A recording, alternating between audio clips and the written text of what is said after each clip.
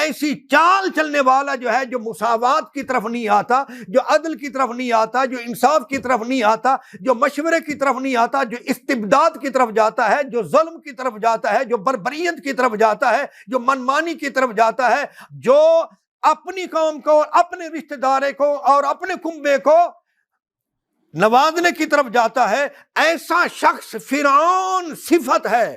شیعہ کہتے ہیں گروپ کو جو کسی کا پیروکار ہو، پھر اس کے آگے اس لفظ شیعہ کی نسبت کر دی جاتی ہے، جیسا کہ وَإِنَّ مِن شِيعَتِهِ لَإِبْرَاهِيمَ۔ خلافت راشدہ میں لوگ تقسیم ہو گئے، کچھ لوگ شیعان عثمان کہلائے، کچھ لوگ شیعان علی، اسی کو کہتے ہیں آج کل کی اصطلاح میں ڈیوائڈ اینڈ رول، تقسیم کرو اور حکومت کرو۔ کسی پارٹی کو جو بنانے والا ہوتا ہے نا، وہ اگر اس پارٹی کا خود رکن نہ ہو لیکن کنگ میکر وہی ہو تو حقیقت میں بادشاہ وہی ہوتا ہے۔ اب آپ سوچیں کہ یہ کھیل کون کھیل رہا ہے، یہ فرعونی چال کون چل رہا ہے؟ اس کو اس سے کوئی غرض نہیں۔ اب یہ اس قوم پر منحصر ہے کہ وہ اپنی جمعیت، اپنا اتحاد، اپنا اتفاق برقرار رکھیں، تو وہ فرعون بھی نیست و نابود ہو گیا تھا جس نے خدائی دعویٰ کر رکھا تھا۔ یہ فرعون کیا چیز ہے؟ قارون جو تھا وہ فرعونی حکومت میں بہت بڑا بزنس مین تھا، اتنا بڑا بزنس مین کہ آج ہم نے تراویح کی تلاوت میں جو پڑھا ہے اس میں آیا ہے لَتَنُوءُ بِالْعُصْبَةِ أُولِي الْقُوَّةِ، اس کے خزانوں کی چابیاں ایک طاقتور جتھا اٹھا نہیں سکتا تھا۔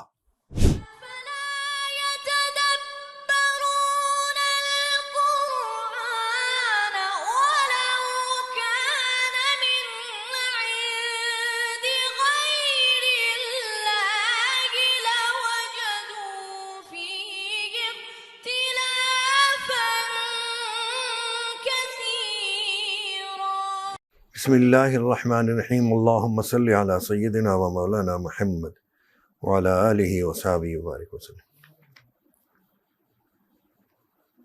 اعوذ باللہ من الشیطان الرجیم، بسم اللہ الرحمن الرحیم۔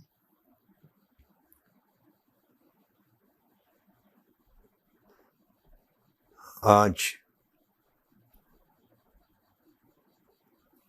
تراویح میں 20ویں پارے کی ابتدا سے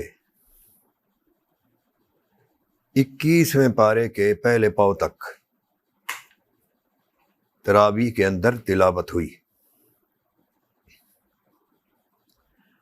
اور آج کے خلاصہ کو بعض وجوہات کی بنا پر انتہائی مختصر رکھنا چاہتے ہیں، اس لیے سورۃ القصص کی کچھ ابتدائی آیات اور اس کی کچھ بیچ کی آیات سے آپ کے سامنے فرعون اور فرعونی حکومت طرز، فرعونی طرز حکومت جو ہے اس کے متعلق کچھ قرآن کریم کی روشنی میں آپ کے سامنے پیش کرنا چاہتے ہیں، اس لیے کہ ہمارا ملک جو ہے، ملک پاکستان، تقریباً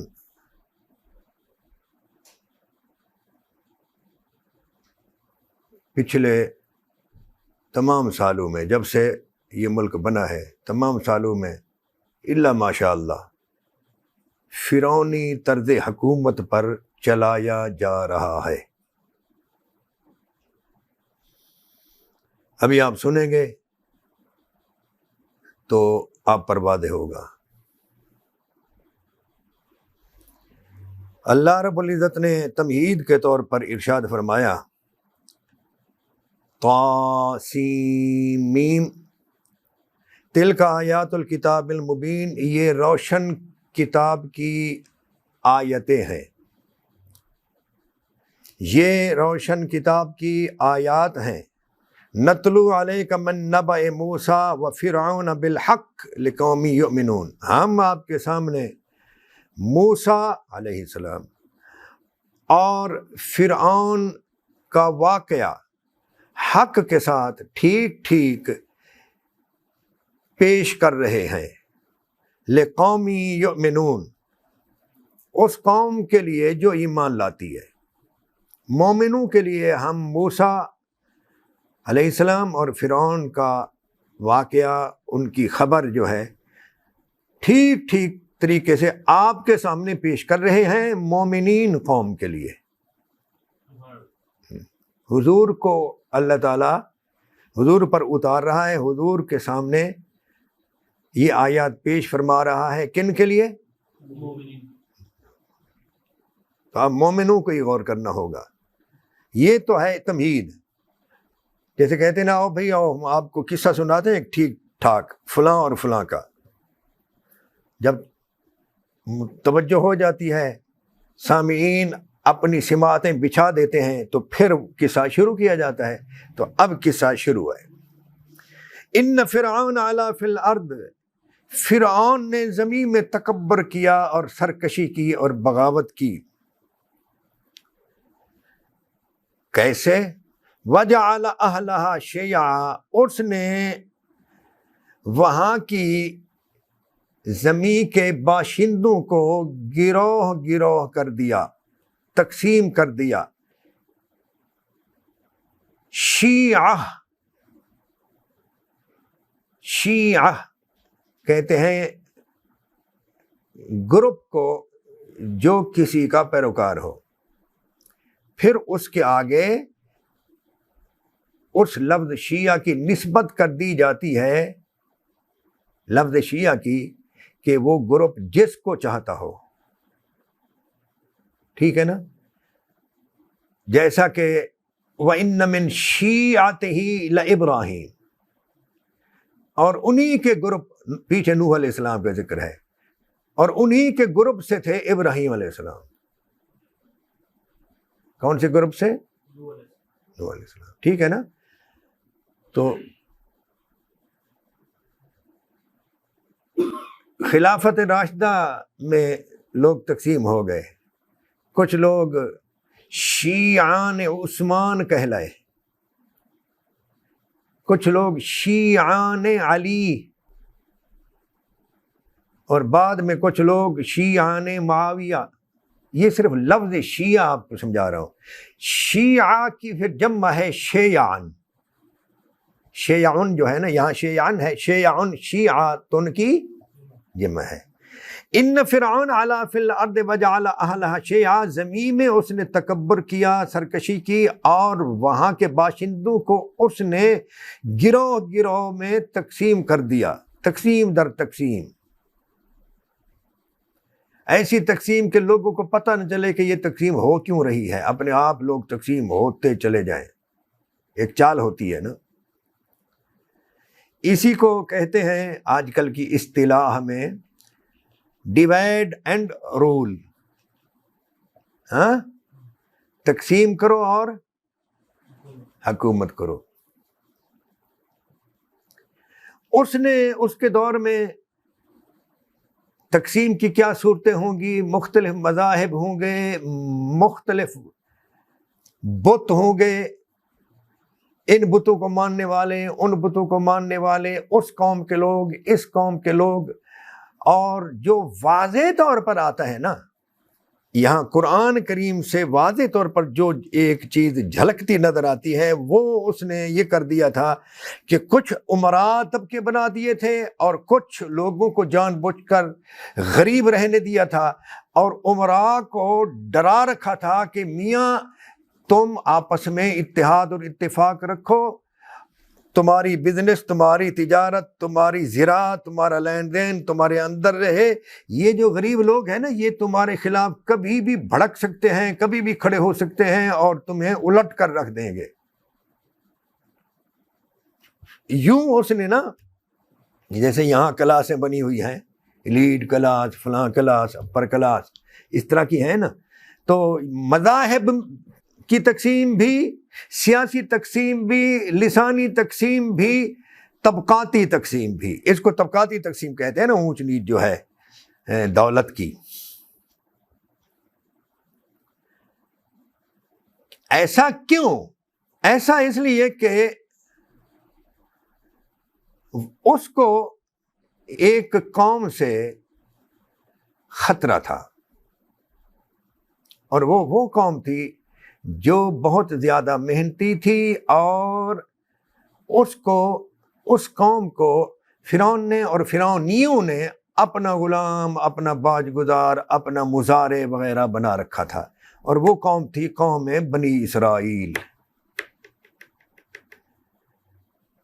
خواب دیکھ لیا کسی نے اور اسے کہا کہ تیری سلطنت تو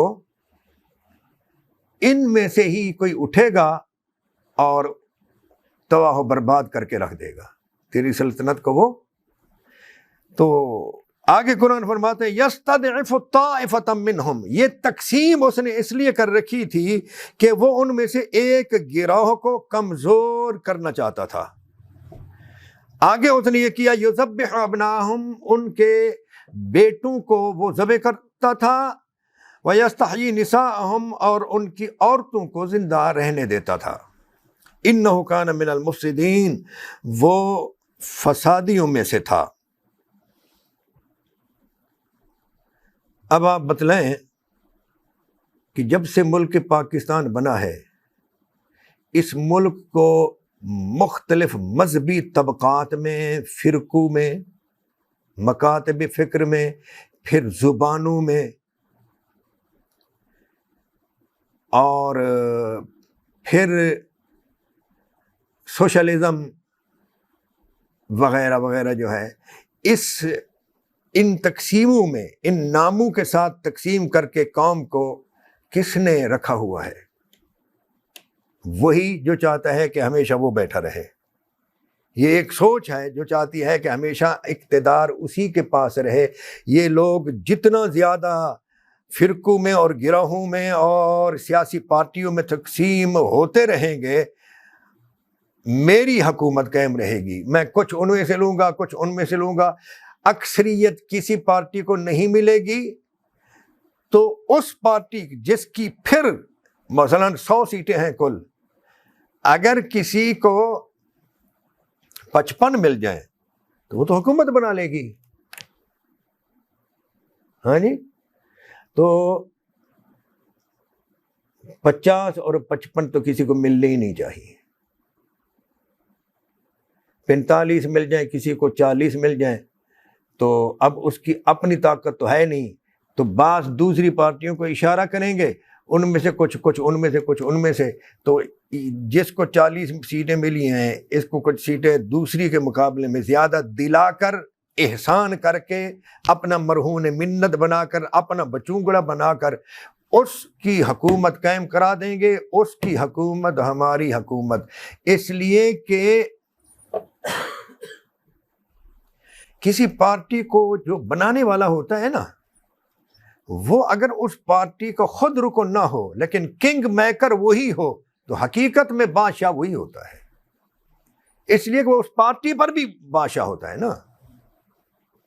عملاً تو وہ نہ وزیر اعظم ہوتا ہے، نہ صدر ہوتا ہے، لیکن اس پارٹی کو اقتدار میں لانے والا وہی ہوتا ہے. اس لیے اس کی حکومت اس پارٹی پر بھی ہوتی ہے، اور وہ جس طرح چاہتا ہے اس پارٹی سے کام لیتا ہے. اب آپ سوچیں کہ یہ کھیل کون کھیل رہا ہے، یہ فرعونی چال کون چل رہا ہے؟ اس کو اس سے کوئی غرض نہیں کہ کوئی نماز کتنی پڑھتا ہے، کوئی مسجدیں کتنی بناتا ہے، کوئی مدرسے کتنا بناتا ہے، کوئی تہجد پڑھتا ہے یا نہیں پڑھتا ہے، کس کے ہاں مدرسے میں بچے زیادہ ہیں. اس سے اس کو کوئی غرض نہیں، اس کی صحت پر کچھ اثر نہیں پڑتا.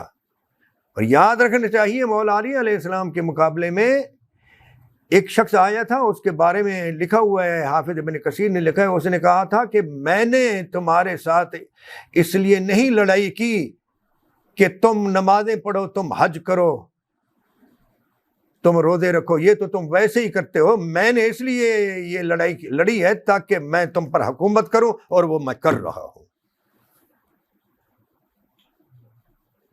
یہ میں دکھا سکتا ہوں۔ کوئی نماز پڑھے یا نہ پڑھے اسے کوئی غرض نہیں، ملک کے سیاہ و سفید کا مالک ہونا اس سے ہے مجھے غرض۔ فرعون کو یہ ضرورت تھی۔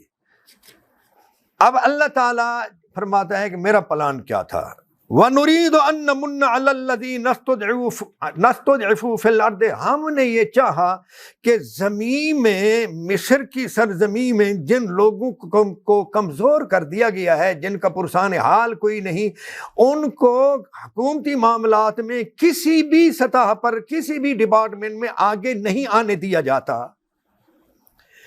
تو میں نے چاہا کہ میں احسان کروں ایسے کمزور لوگوں پر، وَنَجْعَلَهُمْ أَئِمَّةً، اور ان میں سے میں بعض لوگوں کو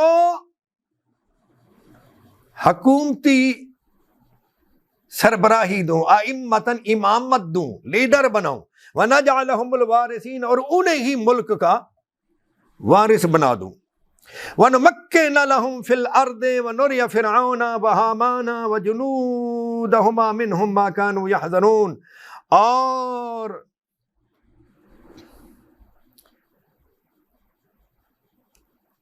تسلط بخشوں میں انہیں، اور ہم انہیں، اللہ تعالیٰ فرماتے ہیں ہم انہیں تسلط بخشیں سرزمین مصر میں، اور ہم دکھائیں فرعون اور حامان اور ان کی فوجوں کو ان کی جانب سے وہی خطرہ جس سے وہ ڈرتے ہیں۔ آپ نے اس کو نہیں سمجھا۔ ہم نے ارادہ کیا کہ کمزور قوم پر ہم احسان کریں، پھر ہم نے یہ کیا ان کو ہم حکومت بخشیں اس سرزمین میں، فرعون، حامان اور اس کی کابینہ کے لوگوں کو، یا اس کی حکومت میں جو شرکاء ہوتے تھے ان کو وہ دن دکھا دیں جس دن سے وہ ڈرتے ہیں۔ اب آپ سمجھ گئے؟ ان کے سامنے اس کمزور قوم کو لا کھڑا کریں جس قوم سے وہ ڈر رہے ہیں۔ اب یہ اس قوم پر منحصر ہے کہ وہ اپنی جمعیت، اپنا اتحاد، اپنا اتفاق برقرار رکھیں، تو وہ فرعون بھی نیست و نابود ہو گیا تھا جس نے خدائی دعویٰ کر رکھا تھا۔ یہ فرعون کیا چیز ہے؟ اب یہاں یہ یاد رکھنا، میں آپ کو کئی بار پہلے عرض کر چکا ہوں کہ قرآن کریم میں کسی قوم کا قصہ صرف بطور ایک کہانی نہیں ہوتا، وہ عبرت کا حصہ ہوتا ہے، اس میں غور و خوض کرنا ہوتا ہے۔ اور یہ بھی یاد رکھنا کہ وہ جو فرعون تھا موسیٰ علیہ السلام کے دور میں، فقط وہی ایک فرعون نہیں، اس سے قبل بھی جو لوگ وہاں کے بادشاہ رہے ان کو بھی فرعون کہا جاتا تھا، لیکن چونکہ اس کے ساتھ مقابلہ کرا دیا تھا اللہ تعالیٰ نے کلیم اللہ کو اس کے مقابلے میں اللہ تعالیٰ نے کھڑا کر دیا تھا، اور اسی نے کہا تھا انا ربکم الاعلی۔ تو صرف اس کا واقعہ جو ہے نا اللہ تعالیٰ نے قرآن میں بیان کر کے بعد والی مخلوق کے لیے، بعد والے لوگوں کے لیے، بعد والی امتوں کے لیے، اور بالخصوص قرآن میں چونکہ اس کا واقعہ آیا ہے تو امت محمدی کے لیے اس کے واقعہ کو غور و خوض کرنے کے لیے ایک عبرت کا حصہ بنا کر کے رکھ دیا ہے، تاکہ لوگ یہ جان سکیں کہ فرعونی چالیں کیسی ہوتی ہیں۔ صرف فرعون کا قصہ نہیں، ہمیں فرعون کا قصہ نہیں دیا گیا، بلکہ فرعونی صفات بیان کی گئی تاکہ امت جو ہے اپنے اپنے دور میں فرعونی صفات کے لوگوں کو ان صفات کی روشنی میں سمجھا پایا ہوں بات کو۔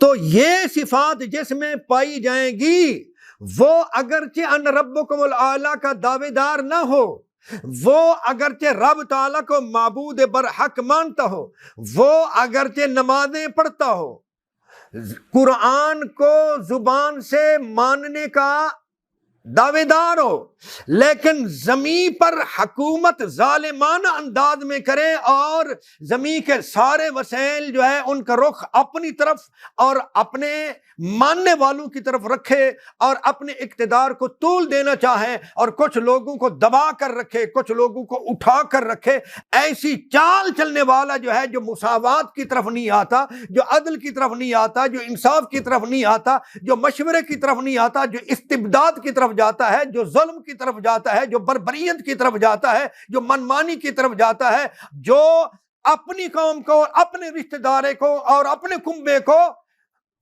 نوازنے کی طرف جاتا ہے، ایسا شخص فرعون صفت ہے۔ فرعون ضروری نہیں کہ رب کے مقابلے میں انا ربکم الاعلی کہنے والا ہے، لیکن فرعونی صفات اس کے اندر پائی جا رہی ہے۔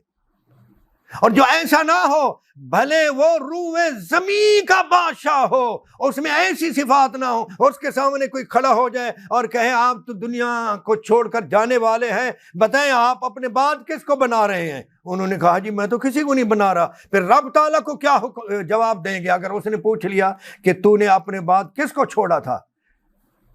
تو اس نے کہا میں رب تعالیٰ کو کہوں گا تو نے مجھے زمین پر حکومت دی تھی، جب تک تو نے چاہا میں حکومت کرتا رہا، اور جب تو نے مجھے اٹھا لیا میں تیرے پاس آ گیا، اب تو جان، تیری مخلوق جانے، جس کو تو دینا چاہتا ہے دے دے۔ ہاں جی، لیکن اگر کوئی شخص پاپڑ ہی یہ بیلنا چاہے کہ یا تو میرے پاس رہے، یا میں جس محکمہ کا بندہ ہوں، جس کمپنی کا بندہ ہوں، جس ڈپارٹمنٹ کا بندہ ہوں، جس سول ادارے کا بندہ ہوں یا غیر سول ادارے کا آدمی ہوں، حکومت صرف اسی ادارے کے پاس ہی رہے، بھلے دوسرے جتنے حقدار ہوں۔ تو ایسی سوچ والا فرعونی صفت کا پیکر ہے۔ اب آپ نے پہچانا ہے کہ ایسی سوچ والے ملک پاکستان میں کون ہے، ٹکڑوں میں کون تقسیم کرتے ہیں، مذہبی تفریق کون چاہتے ہیں، ایک پارٹی سے 20 پارٹیاں کون بناتا ہے، یہ غور کریں۔ اور یہ غریب لوگ، یہ نچلی سطح کے لوگ، یہ کمزور لوگ، یستضعفو، جنہیں فرعون کمزور کرنا چاہتا، ان کا اگر ایکا ہو جائے تو کتنا بڑا زمین پر فرعون ہو، کوئی ٹک نہیں سکتا، کوئی ٹھہر نہیں سکتا۔ یہ اتحاد اور اتفاق قائم رکھنا ہوگا۔ اللہ اکبر۔ آگے پھر اللہ تعالیٰ نے فرمایا کہ ہم نے ایسا کیا کہ اللہ تعالیٰ کا تو پروگرام بھی لمبا ہوتا ہے، اس کے نزدیک تو لمبا نہیں، پبلک کو تو لمبا لگتا ہے۔ اللہ تعالیٰ نے فرمایا پھر ہم اس کمزور قوم میں سے ایک بچے کو پیدا کرنا چاہا، اس کی ماں کو کہا تیرے ہاں بچہ پیدا ہوگا، تو اس کو دودھ پلاتی رہنا اور ڈرنا نہیں، اور جب کوئی خطرہ محسوس ہو تو اس کو پانی میں ڈال دینا۔ یہ پھر پورا قصہ ہے۔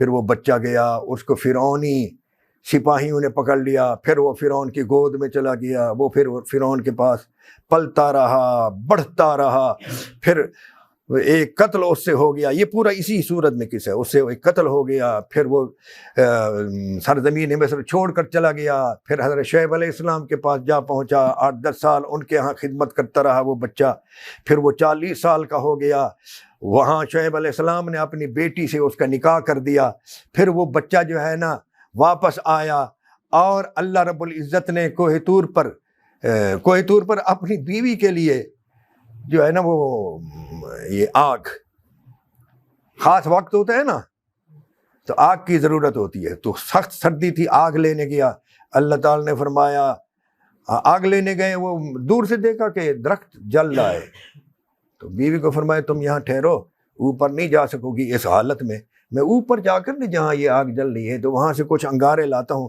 تاکہ ہم یہاں تیرے قریب آ کر نہ کچھ آگ جلائی جائے اور آپ کچھ سیک سکیں۔ تو وہاں گئے تو درخت جل رہا ہے لیکن کوئی آگ نہیں، کوئی انگارہ نہیں، تو حیران ہو کر کھڑے ہو گئے۔ قرآن میں آتا ہے کہ اس درخت سے آواز آئی من الشجرۃ فی البقعۃ المبارکۃ من الشجرۃ یا موسیٰ انی انا اللہ رب العالمین، اے موسیٰ میں اللہ ہوں رب العالمین، یہ کوئی آگ واگ نہیں ہے۔ وان القی عصاک، ڈنڈا پھینک، انہوں نے ڈنڈا پھینکا تو وہ دوڑتا پھرتا اژدہا بن گیا۔ موسیٰ علیہ السلام پیچھے ہٹنے لگے، اللہ تعالیٰ نے فرمایا یا موسیٰ اقبل ولا تخف، اس کو پکڑ لے اور خوف نہ کھا، انک من الامنین، تو امن والوں سے ہے۔ ہاں، اس طرح کر کے اللہ تعالیٰ نے ان کو تیار کیا۔ یہ 16ویں پارے میں بھی ہے، یہ 9ویں پارے میں بھی ہے، یہ بہت سی جگہوں پر ہے، ہم اس تفصیل کی طرف نہیں جا رہے۔ جب حضرت موسیٰ علیہ السلام آئے تو موسیٰ علیہ السلام نے وہاں یہ عرض کیا یا اللہ میری زبان میں کچھ لکنت ہے، میں نے شروع زندگی میں نا وہ مجھے پہچاننا چاہتے تھے، میرا امتحان لینا چاہتے تھے کہ میں ان کا دشمن ہوں، میں نے جو اس کی داڑھی کو پکڑ لیا تھا، میں ان کا دشمن ہوں یا ویسے ہی انجان ہوں۔ تو میں آگ اور سونا انہوں نے پیش کیا، میں نے آگ کی طرف ہاتھ بڑھا کر تھوڑا سا زبان پر رکھ دیا، زبان میں لکنت ہے، تو میرے ساتھ میرے بھائی ہارون کو بھی بھیجے۔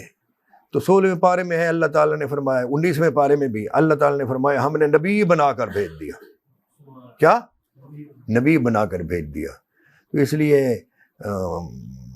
ایک شعر بھی ہے کہ بھائی ہو تو ایسا ہو، بھائی ہو تو ایسا ہو، موسیٰ علیہ السلام سے بڑھ کر کوئی بھائی نہیں ہوگا جس نے اپنی بھائی کو مانگ کر نبوت دلا دی۔ ہاں جی تو اللہ تعالیٰ نے ان کو بھیج دیا، اور پتہ ہے کیا کہا اللہ تعالیٰ نے؟ فرمایا سنشد عضدک بأخیک، یہ اس جگہ دیکھیں میری طرف، یہ ہے نا، یہ آج کل یہ باڈی بلڈر ہے نا، تو کپڑے اتار کر جون سی چیز دکھاتے ہیں وہ کون سی ہے؟ یہی ہے نا، یہی چیز ہے۔ اس جگہ کو کہتے ہیں سنشد عضدک، فرمایا ہم تیرے یہ عضد جو ہے نا، یہ بازو، ہم تیرے بازو بأخیک، تیرے بھائی کے ساتھ مضبوط کر دیں گے۔ واہ واہ۔ تو حضرت موسیٰ اور ہارون علیہ السلام جب آئے اور یہاں آ کر اس کے ساتھ بات چیت کی، بات چیت پتہ ہے کس پر تھی؟ کہ تو اپنی عبادت ان سے نہ کرا، تو اپنی پوجا ان سے نہ کرا، تو معبود نہیں ہے۔ نہیں، بات چیت اس پر نہیں تھی، بات چیت یہ تھی کہ تو ان کو آزادی دے، جن کو تو پیس رہا ہے، جن کو تو نے ایلیٹ کلاس کا نوکر بنا رکھا ہے، ان کی جان چھوڑ، ان کو آزادی دے، ہم ان کو لے کر فارسل معنا بنی اسرائیل، جگہ جگہ قرآن میں ہے، بنی اسرائیل کو ہمارے ساتھ بھیج، ہم ان کو لے کر جاتے ہیں، یہ جگہ جگہ قرآن میں ہے۔ صرف آزادی کے لیے تگودو تھی، فرعونی چنگل سے آزادی تو مل جائے۔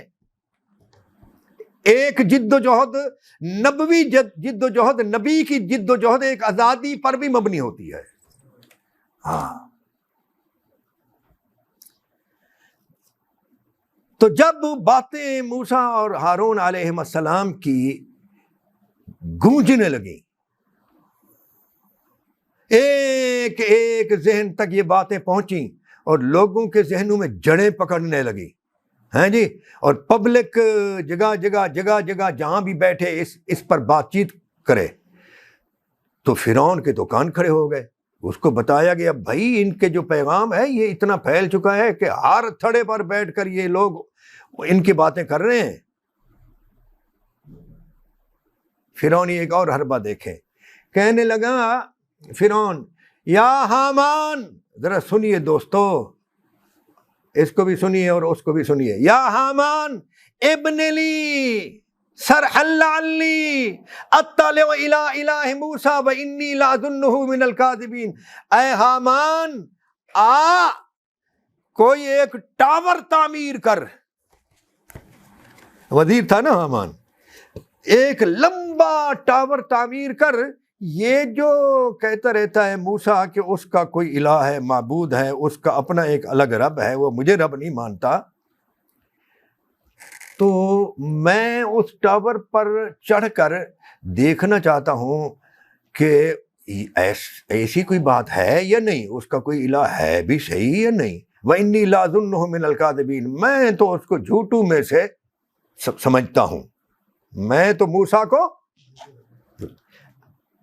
امام راضی رحمۃ اللہ تعالی علیہ فرماتے ہیں میں نے یہ جو موضوع میں آپ کے سامنے بیان کر رہا ہوں نا، یہ موضوع میں نے اپنی کتاب اس مسلم پھر فرعونی حربے اس میں نے بیان کیا ہوا ہے بہت زوردار طریقے سے۔ اس میں ہے کہ امام راضی رحمۃ اللہ علیہ فرماتے ہیں کہ اتنا احمق نہیں تھا فرعون جو یہ سمجھے کہ وہ معبود حقیقی کو کسی ٹاور کے ذریعے دیکھ سکتا ہے، لیکن اس نے قوم کو بے وقوف بنانا چاہا اور قوم کی توجہ ڈائیورٹ کرنا چاہی کہ قوم جو یکسو ہو کر اس کے خلاف سوچ رہی ہے، قوم کو ذرا اس طرف لگا دیا جائے۔ اور یار بادشاہ سلامت جو ہے نا، انہوں نے ایک منصوبہ بنایا ہے کہ یہ دودھ کا دودھ اور پانی کا پانی کر دیتے ہیں اور دیکھتے ہیں کہ موسیٰ جو دعوے کرتے ہیں اس کا کوئی الہ ہے یا نہیں۔ چلو یہ جو ہے نا، یہ تو بس بادشاہ سلامت نے جب حکومتی خرچے پر یہ معاملہ شروع کر ہی دیا ہے تو یہ دودھ کا دودھ پانی کا پانی ہو جائے گا، پتہ چل جائے گا جو موسیٰ اور ہارون باتیں کرتے رہتے ہیں یہ ان قریب یہ واضح ہو جائے گا معاملہ۔ تو قوم ٹھنڈی ہو گئی۔ یعنی جب عروج پر ہو نا حکومت کے خلاف کوئی سوچ، تو اس وقت قوم کی توجہ دوسری طرف کرنے کے لیے کوئی نہ کوئی ایشو کھڑا کر دینا، حتیٰ کہ اس میں یہ بھی کرنا پڑے کہ چند لوگوں کو ایک ہی جگہ پر کٹھے مار دو، جیسے کہ وہ سکول میں کرا دیا تھا 400-450 بچے، اس میں اپنے بچے بھی ہوں تب بھی حکومت تو بچے۔ وہ حکومت تو ایسی چیز ہے کہ بیٹے کو ذبح کر دیا جاتا ہے کہ بیٹا سر اٹھا رہا ہے، اور کبھی بیٹا ذبح کر دیتا ہے باپ کو کہ یہ لمبا ہو گیا ہے، مرتا ہی نہیں۔ ہاں تاریخ بھری پڑی ہے، بنو عباس کی تاریخ دیکھیں، سلطنت عثمانیہ کی تاریخ دیکھیں، ہاں مغلیہ دور حکومت کو دیکھیں۔ ہاں سمجھ گئے جی، حکومت یہ اقتدار ایسی بھیڑی چیز ہے۔ تو اس کو یہ یقین نہیں تھا کہ وہ خدا کو دیکھ سکتا ہے، اس نے صرف قوم کی توجہ دوسری طرف کرنے کی خاطر یہ کیا۔ تو یہ دوسرا فرعونی حربہ ہے۔ بولیے اب یہ ہو رہا ہے یا نہیں ہو رہا؟ ہاں جی۔ اس کے بعد پھر پتہ کیا ہے، ایک اور فرعونی حربہ، ان قارون کان من قوم موسیٰ۔ اب جگہ جگہ آتا ہے نا، وقارون و فرعون و حامان الی فرعون و حامان و قارون، فرعون حامان قارون، قارون فرعون حامان، یہ بدل بدل کر جگہ جگہ قرآن میں یہ نام آتے ہیں۔ قارون جو تھا وہ فرعونی حکومت میں بہت بڑا بزنس مین تھا، اتنا بڑا بزنس مین کہ آج ہم نے تراویح کی تلاوت میں جو پڑھا ہے اس میں آیا ہے لَتَنُوءُ بِالْعُصْبَةِ أُولِي الْقُوَّةِ، اس کے خزانوں کی چابیاں ایک طاقتور جتھا اٹھا نہیں سکتا تھا، خزانے کو نہیں، خزانے کے تالوں کو نہیں، چابیوں کو۔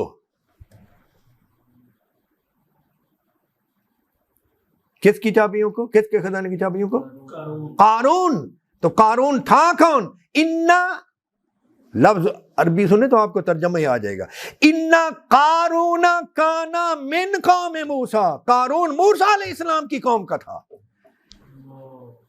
بعض روایات کے مطابق ان کا چچا زاد کزن تھا۔ فبغى علیہم، تو اس نے اپنی قوم کے خلاف بغاوت کر رکھی تھی۔ کیا کہ اپنی قوم کے جو اذہان ہیں، قوم کے جو لوگ ہیں، ان کو لالچ وغیرہ دے کر، ان کو بہلا پھسلا کر، ان کو گمراہ کر کے ان کی وفاداریاں فرعون کی طرف کی ہوئی تھی، اور کہہ رکھا تھا یہ موسیٰ کی باتیں نہ سنو، یہ تو ترقی کے خلاف ہے، یہ جو تم سکون سے بیٹھ کر کھا رہے ہو یہ موسیٰ اس کے خلاف ہے، یہ جو ذل ہمایوں فرعون کے تم زیر سایہ پڑ رہے ہو، یہ جو زندگی ہے یہ بڑی اعلیٰ ہے، اگر تم اس سے ہٹے تو تم تو رہو گے نہیں، تمہارا یہ عیش و عشرت چلا جائے گا۔ ہاں اس نے یہ ذہن بنا رکھے تھے، اور میں نے دیکھا ہے، میں نے اپنی اس کتاب میں لکھا ہے کہ یہ جو قارون صفت لوگ ہیں نا، یہ ملک پاکستان میں ہر علاقے میں پائے جاتے ہیں، جو اپنے رشتہ داروں کی، اپنے وسیب کی، جہاں کے وہ باشندے ہیں وہاں کے باشندوں کی رشتہ دار ہوں یا نہ ہوں، ہمسائے ہوں، وہاں کے وسیب کے ہوں، اس خطے کی، اس شہر کی، اس قریہ کی، اس بستی کی، اس آبادی کی سپورٹ، اس آبادی کے لوگوں کی سوچ اپنے طرف کرتے ہیں، اور پھر ان کے ووٹ جو ہیں اپنے پسندیدہ لیڈر کو دلواتے ہیں، اور پسندیدہ لیڈر کو ووٹ دلوا کر ان سے اپنے لیے ذاتی مفاد کے لیے حکومت سے طرح طرح کے کیا کہنا چاہیے مفادات اٹھاتے ہیں، بزنس میں رعایتیں، ٹھیکے وغیرہ وغیرہ، اور لوگوں سے قیمتی چیز ووٹ جو ہے صرف اس بات پر لے جاتے ہیں کہ جی تم کو تھانے سے چھڑوایا، تمہارے جنازے پر آئے، اور تمہاری بیٹی کی شادی میں آئے، اور یہ وہ چھوٹی چھوٹی باتوں سے ووٹ لے کر پبلک کے، یعنی ایک جنازے پر آتے ہیں اور گاؤں کے سامنے ہو جی چودھری صاحب جی اور ساڑھے جنازے میں آ گئے نے، وہ جنازہ ایک گھر کا ہوتا ہے اور پورے گاؤں گئے یار وہ کنا بڑا بندہ ہے، پجارو وچ آیا ہے تے پراڈو وچ آیا ہے تے جنازہ پڑھ گیا جی، یہ بڑی چاہ ہوتی ہے جنازے دے پڑھن دی، اصل مقصد یہ ہوتا ہے، سمجھ گئے؟ تو او جیرے دی ماں فوت ہو گئی، وہ دے جنازے تے آ گیا تے 10 بندے وسطی دے وہ بھی نال ہو گئے، یہ تے بندہ تے بڑا چنگا ہے جی یار، وہ ساڈے تے جنازے تک آ جاندے جی، وہ ساری شادی وچ آ گیا ہے، وہ بچی نو اتنا دے کے چلا گیا، انہوں نے پتا کہ وصول کیسے کرے گا، تمہاری جیب سے وصول نہیں ہوگا، بظاہر وصول ہوگا حکومت سے، لیکن مفاد وہ تمہارے ہیں،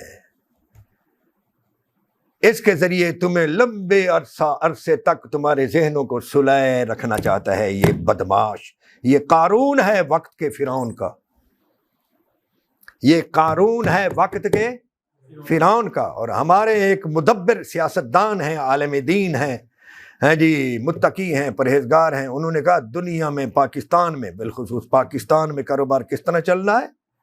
فرمایا پاکستان میں کاروبار چل رہا ہے کہ ایک چل رہی ہے ملازمت، کیا چل رہی ہے؟ ملازمت، ایک چل رہی ہے حکومت، اور ایک ہے ان پر ان سب کا جو حاکم ہے نا، ان پر جو سرداری کرتا ہے وہ ہے تجارت، جو چیز سرداری کرتی ہے وہ کیا ہے؟ تجارت۔